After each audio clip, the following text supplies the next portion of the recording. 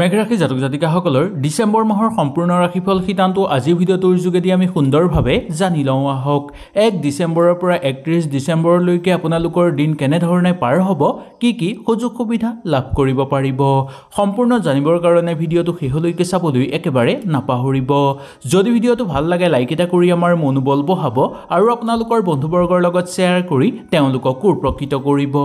ডিচেম্বৰ মাহটো মেঘ ৰাশি জাতক জাতিকাসকলৰ বাবে উত্থান পতনৰ মাজেৰে পৰিপূৰ্ণ হৈ পৰাৰ যোগ দেখিবলৈ পোৱা যাব। কেৰিয়াৰৰ দৃষ্টিকোণৰ পৰা চাবলৈ গ'লে এই মাহটো আপোনালোকৰ যথেষ্ট ব্যক্তিপূৰ্ণ হৈ পৰা দেখিবলৈ পোৱা যাব পাৰে। আপুনি কৰ্মত যথেষ্ট দৌৰা ধপৰা কৰিবলগীয়া হ'ব পাৰে। এই পৰিস্থিতি আপোনাৰ লগত কোনো ক্ষেত্ৰত বেছিকৈ হোৱাৰ সম্ভাৱনাও দেখিবলৈ পোৱা যায়। ৰাজ্যৰ পৰা বা আন ৰাজ্যৰ পৰা বেলেগ ৰাজ্যলৈ যোৱাৰ জোৰ জাৰ হ'ব পাৰে। আপোনালোকৰ চাকৰিৰ সম্ভাৱনাৰ ক্ষেত্ৰত এই মাহটো আপোনালোকৰ যথেষ্ট পৰিমাণে সুযোগ লাভৰ যোগ দেখিবলৈ পোৱা যাব, কিন্তু আপোনাৰ ওপৰত হেঁচা যথেষ্ট পৰিমাণে থাকিব পাৰে। তাৰ প্ৰতি কিছু ক্ষেত্ৰত আপোনালোকে লক্ষ্য ৰাখি চলিব লাগিব। ব্যৱসায়িক বাণিজ্যৰ লগত জড়িত লোকসকলৰ কাৰণে মাহৰ আৰম্ভণিটো খুব সুন্দৰভাৱে হ'ব, কিন্তু মাহৰ শেষৰ ফাললৈ আপোনালোকে কিছুমান ব্যৱসায়ত চকু ৰাখিবলগীয়া হ'ব পাৰে। আপুনি ব্যৱসায়ৰ লগত জড়িত কিছুমান সিদ্ধান্ত গ্ৰহণ কৰাৰ ক্ষেত্ৰত খুব ভাল পৰিণাম লাভ কৰিবলৈ সক্ষম হ'ব বা খুব ভাল ফল লাভ কৰিবলৈ আপোনালোক সক্ষম হ'ব। শিক্ষাৰ ক্ষেত্ৰত এই মাহটো আপোনালোকৰ যথেষ্ট প্ৰত্যাহ্বানৰ সন্মুখীন হ'বলগীয়া হ'ব পাৰে। গতিকে মাহটো আপোনালোকে শিক্ষাৰ ক্ষেত্ৰত অকণমান মনোযোগ দিবলগীয়া হ'ব পাৰে আৰু মনোযোগ দিবলৈ চেষ্টা কৰিব। গোটেই মাহটো আপোনালোকৰ কেতু প্ৰভাৱ পৰিব পাৰে, যাৰ ফলত আপোনালোকে অলপ সাৱধান হৈ চলিব লাগিব। কেতুৰ পঞ্চম গৃহত থাকিব আৰু কেতুৰ প্ৰভাৱৰ ফলত আপোনালোকে কিছুমান ক্ষেত্ৰত নতুনকৈ সুযোগ সুবিধাও লাভ কৰিব পাৰিব। অৱশ্যে নিজেই আপোনালোকে কিবা কৰিবলৈ ইচ্ছা কৰিলে সুন্দৰভাৱে পাৰিব কৰিবলৈ। একাগ্ৰতা বৃদ্ধি পাবলৈ ধৰিব আৰু কিবা কামত আপোনালোকে মনোনিৱেশ কৰি থাকি আনন্দিত অনুভৱ কৰিব।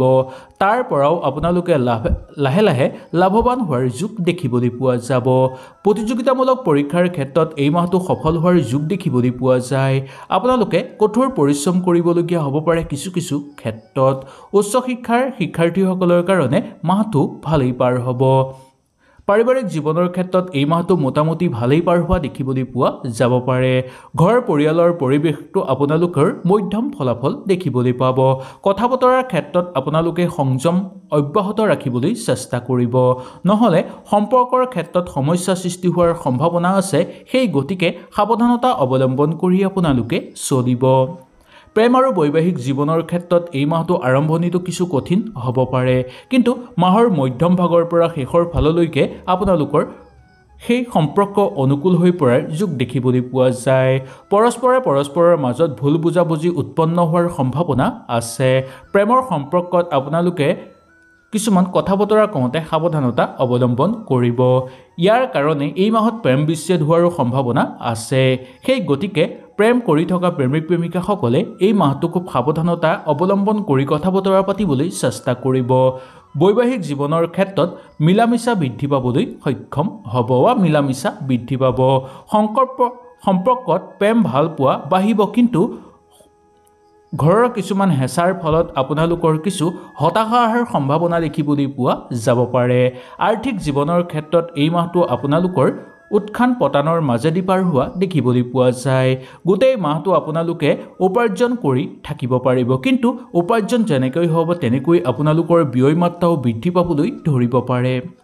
স্বাস্থ্যৰ দিশৰ পৰা চাবলৈ গ'লে এই মাহটো কিছু দুৰ্বল হৈ থাকিব, কাৰণ দ্বাদশ গৃহত শনি আছে আৰু কেতুৰ পঞ্চম গৃহত থকাৰ ফলত আপোনালোকে খোৱা বোৱাৰ ক্ষেত্ৰত বিশেষ সাৱধানতা অৱলম্বন কৰিব লাগিব, নথবা আপোনালোকৰ পেটৰ বিষ, চকুৰ বিষ, টোপনিৰ সমস্যাই দেখা দিব পাৰে এই মাহত।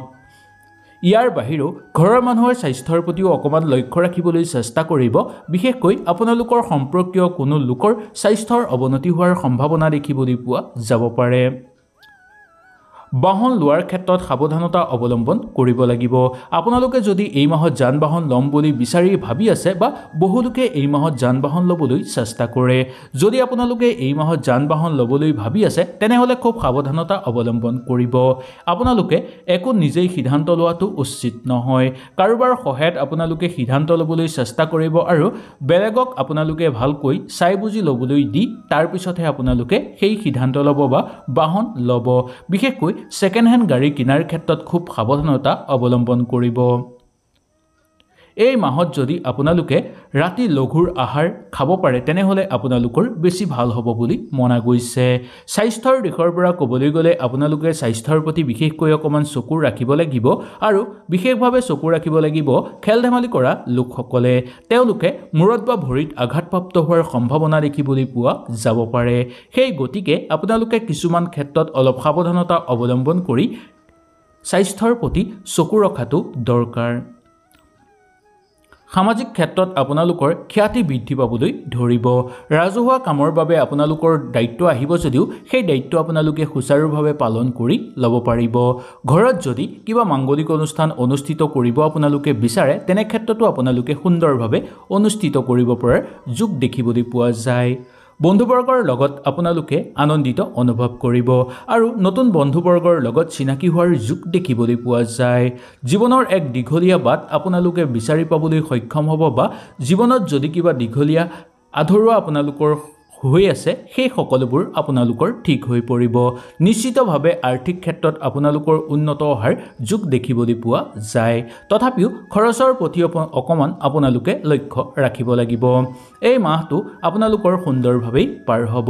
জীৱন সংগীৰ লগত সুখ দুখ অনুভৱ কৰিব পাৰিব, কিন্তু ভুল কথা বতৰা কোৱাৰ ফলত যাতে মত বিৰোধ সৃষ্টি নহয় তাৰ প্ৰতি আপোনালোকে অকণমান লক্ষ্য ৰাখিব। এই মাহটো মৰম চেনেহৰ মাজেদি পাৰ কৰিবলৈ চেষ্টা কৰাটো উচিত। আপুনি অতীতত কৰা কিবা ভুলৰ এই মাহত পৰিণাম পোৱাৰ সম্ভাৱনা দেখিবলৈ পোৱা যাব পাৰে।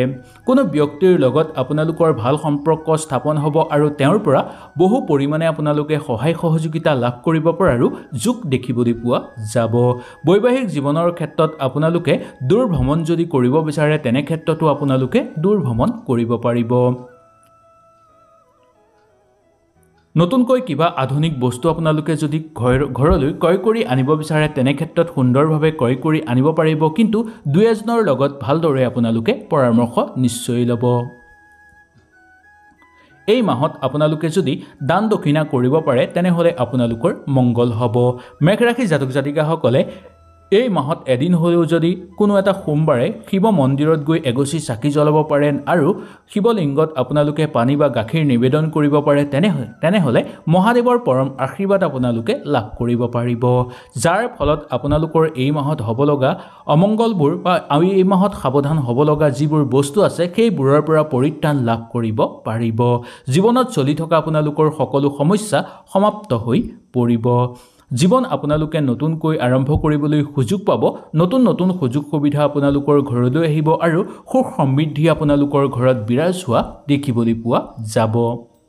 আহক তেনেহ'লে জানি লওঁ এই মাহৰ সম্পূৰ্ণ বিৱৰণীৰ কথা। মেঘ ৰাশি জাতক জাতিকাসকলৰ ডিচেম্বৰ মাহৰ শুভ সংখ্যা হ'ব 7 আৰু শুভ ৰং হ'ব ৰত্ন। স্বাস্থ্যৰ ক্ষেত্ৰত লক্ষ্য ৰাখিব লাগিব আপোনাৰ স্বাস্থ্যই হওক বা ঘৰৰ মানুহৰ স্বাস্থ্যই হওক।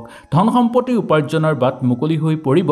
ধন সম্পত্তি ঘৰত আহিবলৈ ধৰিব, কিন্তু আৰ্থিক ক্ষেত্ৰত আপোনালোকে উন্নতি কৰিব পাৰিব যদিও অবান্তিক খৰচৰ মাত্ৰা বৃদ্ধি পাবলৈ ধৰিব। পৰিয়ালবৰ্গৰ মাজত সুখ সমৃদ্ধি বৃদ্ধি পাবলৈ ধৰিব। প্ৰেমত কথা বতৰা কওঁতে সাৱধানতা অৱলম্বন কৰিব।